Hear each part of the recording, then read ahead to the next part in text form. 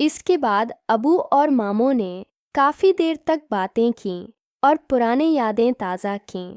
मेरी स्कूल का काफ़ी काम करना था, इसलिए मैं अपने कमरे में चली गई। रात के 11 बज चुके थे और मैं अभी तक अपना होमवर्क कर रही थी। मैं अपने कमरे में आज़ाद घूम रही थी। इनके मुझे पता था कि ये मेरा कमरा है, यहाँ पर कोई भी मेरी इजाज़त के बगैर नहीं आएगा। मैंने हल्का सा लिबास पहना हुआ था। मैं अपने काम में मसरूफ़ थी कि मामू कमरे में आ गए हैं। वो तो जब मैं बेग संदबक निकालने के लिए उठी तो मैंने मामू को देखा। न बेसाख्ता हो गई। मामू तो किसी और ही दुनिया में गुम थे। वो बड़ी दिलचस्पी से मुझे देख रहे थे। मैं समझ गई। मैंने जल्दी से अपना लिबास जुलूस किया और कहा, आपका भी और कहने लगे, मुझे तो आधा घंटा हो गया है। मैंने कहा, अच्छा। मुझे मामू का ये अंदाज बिल्कुल अच्छा नहीं लग रहा था। वे मेरे मामू थे, लेकिन वे टिकटुकी बांधकर जिस तरह मुझे घूर रहे थे, मुझे शक हो चुका था। मामू ने मुझे कहा, तुम्हारे हाथ की चाय पीने आया हूँ, अगर पिला दोगी तो। मैंने कहा, जी ज़रूर। मैं नीचे गई और गर्म गर्म चाय मामू को ला कर दी। मामू ने चाय पी और मेरी तारीफ करते हुए कहा, तुम्हारे हाथ की चाय पीकर तो मुझे बहुत सुकून मिल गया। और जाते हुए मुझे एक चौपड़ा दे गए। अब मामू ने अपनी हरकतों को जारी रखा और दिन बह दिन मेरे करीब होते गए।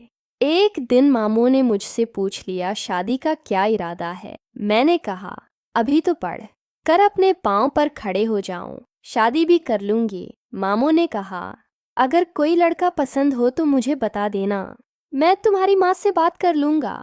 मैंने कहा, नहीं, ऐसी कोई बात नहीं है। मामू ने मेरे कंधे पर हाथ रखते हुए कहा, बैठा। मैं भी इस उम्र से गुजर कर गया हूँ। अब तो हम वैसे भी बहुत अच्छे दोस्त बन चुके हैं, इसलिए तुम कोई भी बात मुझसे सहारे कर सकते हो। एक रात घर वाले शॉपिंग के लिए गए हुए थे।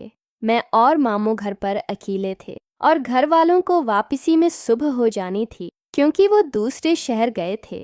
मैं मामूल की तरह स्कूल का काम करने लगी। मुझे याद आया कि मैंने अपने मामू से चॉकलेट तो ले ही नहीं। मैं मामू के कमरे में गई और कहा, मामू आपने मुझे आज चॉकलेट नहीं दे। मामू किसी से फ़ोन पर बात कर रहे थे। इन्हें समझ ही नहीं आई मैं क्या बोल रही थी। मैंने 2-3 मर्तबा कहा, लेकिन मामूली न सुना।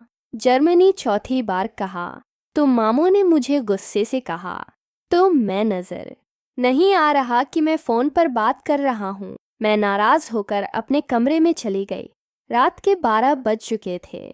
मैं अपने बस्तर में लेटी हुई थी। मामू रात को आए और मुझे मनाना शुरू कर दिया और कहा, मैं तो किसी से बात कर रहा था, मुझे माफ़ कर दो, तुम तो मेरे प्यारे से गड़िया हो। मैंने कोई जवाब न दिया। मामू मेरे साथ लेट गए। वो मुझे माफ़ी मांग रहे थे, लेकिन मेरा मना बना हुआ था। मामू ने कहा, चलो चॉकलेट का पूरा डब्बा ले लो। जब मैंने ये सुना तो मेरे चेहरे पर हल्की सी मुस्कुराहट आई, लेकिन मामू बोले कि इसकी एक शर्त है। मैंने कहा, एक ऐसी शर्त? उन्होंने बताया तो मेरे पैरों पर यह ज़मीन निकल गई। मेरे होश खुता हो गए।